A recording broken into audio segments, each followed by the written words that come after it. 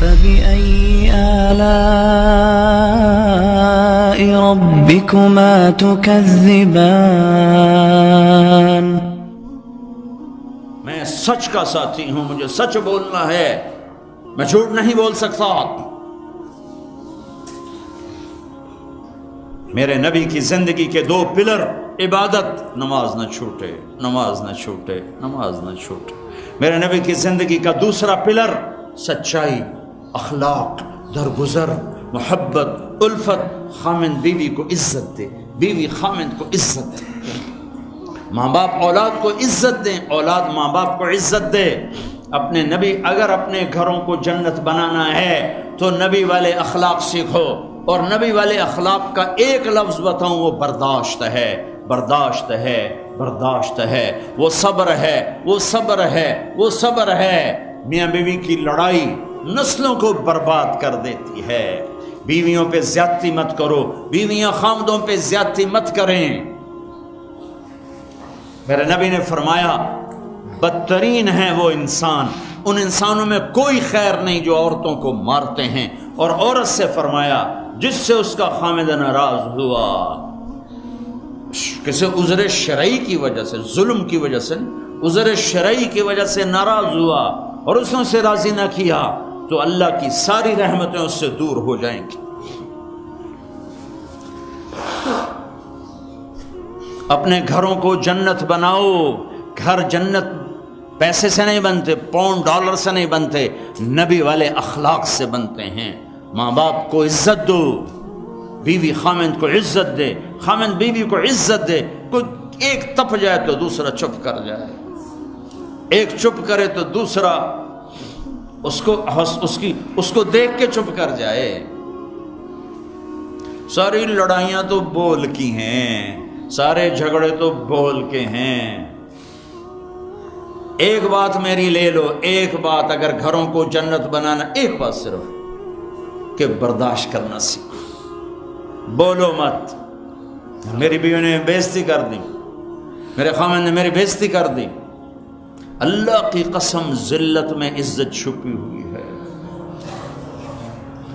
دانے کو درخت بننے کے لیے مٹی میں چھپنا پڑتا ہے، مٹی میں ذلیل ہونا پڑتا ہے، پھر جا کر وہ درخت بنتا ہے۔ اگر تم لوگوں میں محبوب بننا ہے، تم چاہو کہ تمہاری بیوی تم سے محبت کرے، بیوی چاہے خامند مجھ سے محبت کرے، اولاد چاہے ماں باپ محبت کریں، ماں باپ چاہیں اولاد محبت کرے، ایک دوسرے کو برداشت کرو، ایک دوسرے کو برداشت کرو، درگزر کرنا سیکھ لو۔ اور میرے حبیب کا فرمان، اے معاذ تمہیں سارے دین کا خلاصہ بتاؤں؟ کہا جی کیا؟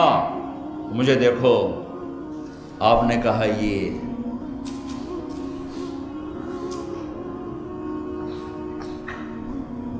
اے معاذ زبان قابو میں رکھنا، یہ سارا دین، وہ سارا دین ہے۔ کیا مطلب ہے؟ جو زبان پہ قابو رکھے گا سارا دین اس کا بچ جائے گا، جو زبان پہ قابو نہیں رکھے گا سارا دین ضائع ہو جائے گا۔ غصے کو برداشت کرنا سیکھو، ایک دوسرے کی تعریف کرنا سیکھو۔ کسی کی بیٹی کو بہو بنا کے گھر لائے ہو، اس سے وہ عزت دو جو اپنی بیٹیوں کو دیتے ہو۔ ایک عورت جب ماں ہوتی ہے تو وہ بچ جاتی ہے، قربان ہوتی ہے۔ وہی عورت جب ساس بنتی ہے تو اس کے اندر زہر بھر جاتا ہے۔ ایک مرد جب باپ ہوتا ہے، ساری رات جاب کر کے بچوں کو روٹی کھلاتا ہے، وہ جب سسر بن جاتا ہے تو اس کے اندر ایک نفرت بھر جاتی ہے۔ یہ میرے نبی نے سسر بن کے دکھایا۔ آپ اپنی بیٹی کے گھر آئے، فاطمہ پریشان، بیٹی کیا ہوا؟ کہ میری اور علی کی لڑائی ہو گئی۔ کہا اچھا کدھر ہے علی؟ یہ نہیں پوچھا کیوں ہو گئی، بس کدھر ہے علی؟ کا یہ باہر چلے گئے۔ آپ پیچھے نکلے، ڈھونڈا، مسجد میں سوئے ہوئے تھے، ان کو اٹھایا، ابو تراب اٹھو، یہاں یہ لقب آپ کو ملا ہے۔ گھر میں آئے اور ایسے لیٹ گئے، ادھر علی کو لٹایا، ادھر فاطمہ کو لٹایا، علی کا ہاتھ اپنی ناف پہ رکھا، پھر علی کے ہاتھ پر فاطمہ کا ہاتھ رکھا اور ان کے اوپر اپنا ہاتھ رکھا، پھر فرمایا اب دونوں میرے سامنے کہو کہ ہماری صلح ہو گئی ہے۔ تو دونوں نے کہا جی صلح ہو گئی.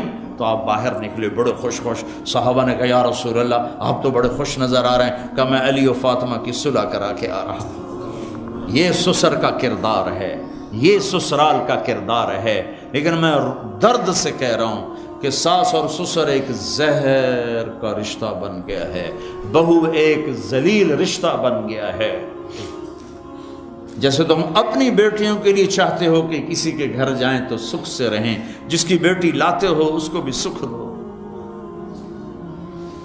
اور بیٹیوں سے بھی کہتا ہوں جس گھر میں جاؤ جاتے ہی ماں باپ سے جدا کرنے کی اسکیمیں نہ چلاؤ, بلکہ گھر کے لیے راحت بنو, رحمت بنو. میرے نبی والی زندگی پڑھو, اللہ کے واسطے پڑھو کہ آپ اپنے گھر میں زندگی کیسے گزارتے تھے. ایک صحابی ہیں ابو دجانہ, جنگ بدر سے لے کر آخری حج تک اللہ کے نبی کے ساتھ رہے. بڑے صحابہ میں ہیں, لیکن فرماتے ہیں لوگوں میرے پاس بخشش کا سب سے بڑا عمل یہ ہے کہ میں نے اپنی زبان سے آج تک کسی کو دکھ نہیں دیا اور میرے دل میں کسی کا بغض کوئی نہیں ہے.